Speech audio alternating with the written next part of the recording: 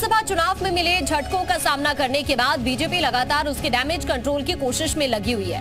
इसी के तहत पार्टी एक तरफ स्थानीय नेताओं से फीडबैक ले रही है, तो दूसरी तरफ सूबे में डर की सियासी जमीन पर फिर से मजबूत किला खड़ा करने का प्लान भी कर रही है। यूपी में होने वाले उपचुनाव में बम्पर वोट पाने के लिए बीजेपी ने दलित जोड़ो आंदोलन छेड़ दिया है। आखिर क्या है बीजेपी का डी प्लान, इस रिपोर्ट में देखिए।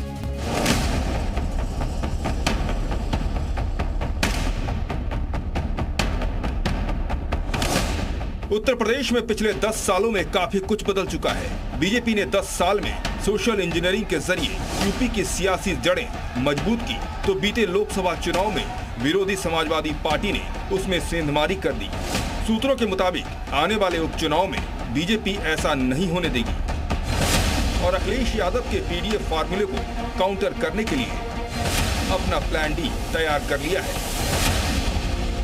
यूपी में क्या है बीजेपी का प्लान डी? जिन दलित और पिछड़े वोटर्स की वजह से सूबे में बीजेपी लोकसभा चुनाव में 62 से 33 सीटों पर खिसक गई, सूत्रों के मुताबिक अब उन्हीं को साधने के लिए पार्टी ने तैयारी पूरी कर ली है। बीजेपी के प्लान डी के तहत दलितों के बीच पार्टी पैठ बढ़ाएगी, दलितों को साधने के लिए मुहिम चलाएगी, दलितों को घर घर समझाने जाएगी, दलित नेताओं के घर बैठक की जाएगी, दलित नेताओं के घर भोज का कार्यक्रम होगा। मैं भी एक दलित हूँ। मुझे पार्टी ने 8 बार टिकट दिया है, 4 बार मुझे मंत्री बनाया है, तो दलितों की नाराजगी कैसे हो सकती है? दलितों की नाराजगी नहीं है। भारतीय जनता पार्टी संगठनात्मक बैठकें हमेशा करती रहती है, चाहे चुनाव हो या ना हो। एक संगठन की एक प्रणाली है हम लोगों की, तो उस व्यवस्था को लेकर हम सभी लोग हमेशा बैठते हैं, बैठकें करते रहते हैं और हमेशा अपने कामों की हमेशा हम सब लोग समीक्षा भी करते रहते हैं। सूत्रों से मिली खबर के मुताबिक बीजेपी के राष्ट्रीय महामंत्री संगठन बीएल संतोष ने दलित नेताओं के साथ बैठक के बाद ये निर्देश दिया। इसके अलावा पार्टी के दलित नेता बेबी रानी मौर्य के घर जल्द ही भोज पार्टी का आयोजन भी होगा। इस बैठक के दौरान जो बड़ी बात निकल के आई वो ये थी कि मंत्रियों ने बीएल संतोष को बताया कि आउटसोर्सिंग की जो नौकरियां हैं, उन नौकरियों में जो आरक्षण नहीं दिया जा रहा है, ये भी हार की बड़ी वजह हो सकती है, क्योंकि उत्तर प्रदेश के दलित वोटर्स को ये अब लगता है कि शायद इस सरकार में उनका आरक्षण धीरे धीरे खत्म किया जा रहा है।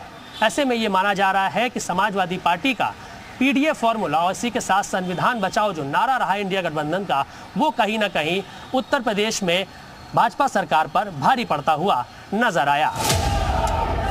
दरअसल यूपी में 10 सीटों पर उपचुनाव है। जानकारी के मुताबिक बीजेपी इस बार उम्मीदवारों के चयन प्रक्रिया पर भी खास फोकस कर रही है। कमेटी ने यह भी तय किया है कि उपचुनाव में जीतने के लिए सिफारिशी नहीं बल्कि जिताऊ प्रत्याशी उतारे जाएंगे। लोकसभा चुनाव में यूपी में कई सीटों पर तो यादव दलित एक साथ आ गए, लेकिन समाजवादी पार्टी की ओर खिसक गए।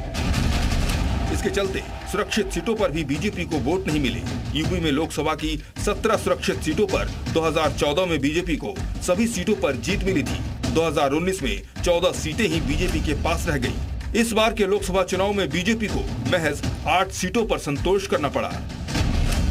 एक तरफ बीजेपी दलितों को साधने के लिए पूरी तैयारी कर ली है, तो दूसरी तरफ 10 सीटों पर होने वाले उपचुनाव में बीएसपी ने भी कमर कस ली है।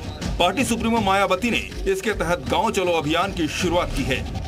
बसपा सुप्रीमो मायावती ने गांव चलो अभियान शुरू करने के निर्देश दिए हैं, जिसके तहत बसपा के कार्यकर्ता नेता गांव-गांव जाएंगे, वहां पर चौपाल लगाएंगे और दलितों को ये मैसेज देंगे कि उनकी सबसे बड़ी हितैषी बहुजन समाज पार्टी ही है। इसी के साथ पार्टी के नेशनल कोऑर्डिनेटर आकाश आनंद को भी इन चुनावों की बड़ी जिम्मेदारी दी जा सकती है। कोऑर्डिनेटरों से ये निर्देश दिए गए हैं कि वो अपने क्षेत्र में सर्वे करके अच्छा उम्मीदवार कौन होगा, इसकी रिपोर्ट जल्द से जल्द पेश करें। दरअसल लोकसभा चुनाव में समाजवादी पार्टी बीएसपी के वोट बैंक में भी सेंधमारी करने में कामयाब हुई थी। नतीजा ये हुआ कि बीएसपी को एक भी सीट नहीं मिली, जबकि 2019 के चुनाव में बीएसपी को 10 सीटें मिली थी। मगर अब बीएसपी ने नई रणनीति तैयार की है, जिसके तहत पार्टी नेता गांव-गांव जाकर चौपाल लगाएंगे और दलित वोटर्स को दोबारा अपने खेमे में लाने की कोशिश करेंगे। मयूर के साथ ब्यूरो रिपोर्ट, जी मीडिया।